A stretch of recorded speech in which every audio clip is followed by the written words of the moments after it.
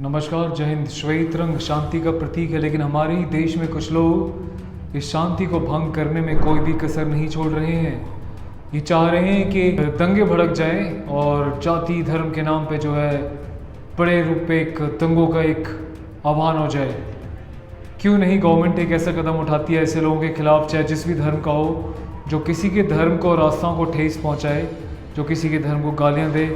ऐसे लोगों के खिलाफ सख्त कानून बनना चाहिए ताकि आने वाली पीढ़ियां एग्जाम्पल के तौर पे ऐसे लोगों को हमेशा से याद रखें। अभी मामला है कर्नाटका का। कर्नाटक के मंगलूर में स्वामी कोरागज्जा मंदिर।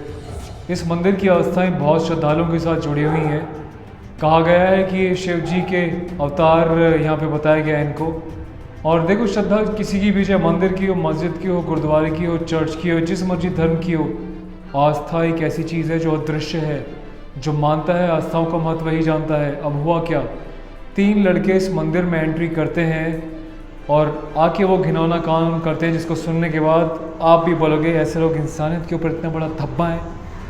ये लोग हमारे वीडियो को महिलाएं, बहन, बेटियां, बच्चे भी देखते हैं। मैं उस शब्द का उच्चारण तो नहीं करूँगा, यदि आप समझदार होंगे तो समझ जाएंगे। जनसंख्या, पॉपुलेशन कंट्रोल करने के लिए जो कोई एक पदार्थ जो इस्तेमाल किया जाता है, उस पदार्थ में इन लोगों ने अपना टॉयलेट डाल के मंदिर की जो दान पेटी होती है जिसमें दान डाला जाता है, उस मंदिर में सरका के चले गए। अगले दिन जब मंदिर के स्वामी जी ने उस को देखा दान पात्र में इस तरीके से गंदी चीज़ पड़ी हुई है, तुरंत पुलिस को फ़ोन किया। पुलिस ने बहुत प्रयास किए ढूंढने के, लेकिन ये जलील लोग पुलिस के हाथ नहीं लग पाए। उसके बाद होता क्या है, वही होता, कहते हैं ना ऊपर वाले की लाठी में आवाज़ नहीं होती, लेकिन लाठी ऐसी पड़ती है कि अच्छे अच्छों को धराशाही कर देती है। स्वामी कोरागज्जा मंदिर में जितने भी श्रद्धालु आ रहे थे, हर दिन यही प्रार्थना करते थे कि प्रभु, जिसने भी ये नीच काम किया है उसको ऐसी सज़ा देना कि आने वाली पुश्तें याद रखे। और वही भी हुआ। अब होता क्या है, ये 3 लोग जो मंदिर में ये घृणित कार्य करके गए थे, उनके नाम भी मैं एक बार आपको बता दूँ। नवाज़, अब्दुल रहीम और अब्दुल तौफीक। ये तीनों लोग आते हैं मंदिर में, घृणित कार्य करके चले जाते हैं। उसके बाद इनकी उल्टी गिनती शुरू होने लगती है। अब इनमें से जो पहला व्यक्ति था नवाज़ को अचानक खून की उल्टियाँ शुरू हो जाती हैं, और नीचे से भी खून और ऊपर से भी खून। डॉक्टर भी हाथ खड़े करने लगा। वह अपने चाचा के सर दीवार में मारता, कभी ज़मीन पे लेट के अपना सर मारने लगता। उसके बाद इसको एहसास हुआ कि इसने जो मंदिर में घृणित कार्य किया है, आस्थाओं के साथ खिलवाड़ किया, हिंदुओं की आस्था के साथ, ये उसी का परिणाम है। उसके बाद अचानक से 2-3 दिन के अंदर इसकी मौत हो जाती है। और यही हाल जो बाकी साथी इसके दोनों आए थे, उनके साथ भी यही सारे सिम्टम्स होने लगे। उसके बाद होता क्या है, जब वो भी मरने की कगार पे आ गए तो उन्होंने डिसाइड किया कि चलते हैं मंदिर में जाके वहाँ के जो पुजारी हैं उनसे और स्वामी जी से हम माफ़ी मांग लेते हैं। स्वामी कोरागज्जा मंदिर पहुँचते हैं माफ़ी मांगने के लिए आस्थाओं के साथ जिन्होंने गंदा खिलवाड़ किया था। लेकिन प्रभु भी ऐसे लोगों को कैसे माफ़ कर सकते हैं। अब ये रोज़ आते थे, अरदास लगाते थे वहाँ के पंडित जी से, और मंदिर में भगवान के सामने, मूर्ति के सामने बैठ के कि माफ़ कर दो, हमसे बहुत बड़ी गलती हो गई है। तो पंडित जी को विश्वास नहीं लगा, ये पता नहीं क्या अजीबोगरीब बातें कर रहे हैं।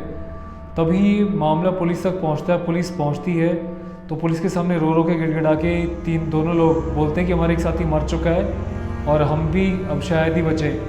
तो पुलिस इनके खिलाफ मुकदमा लेके इनको अपने साथ ले जाती है। लेकिन सबसे बड़ी सोचने वाली बात क्या है, पुलिस के सामने तो बोलते हमसे गलती हो गई है, हमें माफ़ कर दो। लेकिन सोचिए यार, ये इंसानियत की खाल में, इंसान की खाल में ऐसे दरिंदे भी हो सकते हैं हमारे समाज में, जो किसी के धर्म के बारे में इतना नीचे इस गंदे लेवल पे गिर जाएं। क्या कभी किसी हिंदू को या सिख को आपने देखा है, या किसी ईसाई को देखा है, या किसी और धर्म को देखा है किसी के धर्मस्थल पे जाके ऐसे नीच हरकत करते हुए? कभी ना देखा होगा, ना सुना होगा। फिर लोग कहते हैं कि आप तो जो है खास धर्म के बारे में हमेशा से गलत बताते हो। तुम्हें कसम है तुम्हारे अल्लाह की, उस भगवान की, उस वाहेगुरु की, उस जीसस की, जिसको भी आप मानते हो, दिल पे हाथ रख के बोलना, क्या हम जैसे लोग सत्य बता के नफरत फैला रहे होते हैं, या बता रहे होते हैं कि समाज में, सोसाइटी में ऐसे गंदे लोग भी हैं जिनसे बचना और सावधान रहना बहुत ज़रूरी है। कभी रोटियों में थूकना, कभी किसी की माँ बहन बेटियों के साथ गलत काम करना, कभी कुत्तों के साथ गलत काम करना।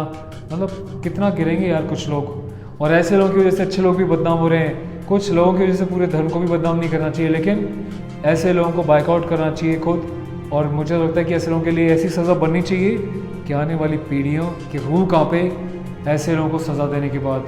तो दोस्तों, आप क्या कहते हैं ऐसे जाहिलों के बारे में? कमेंट करके अपनी राय ज़रूर दीजिएगा।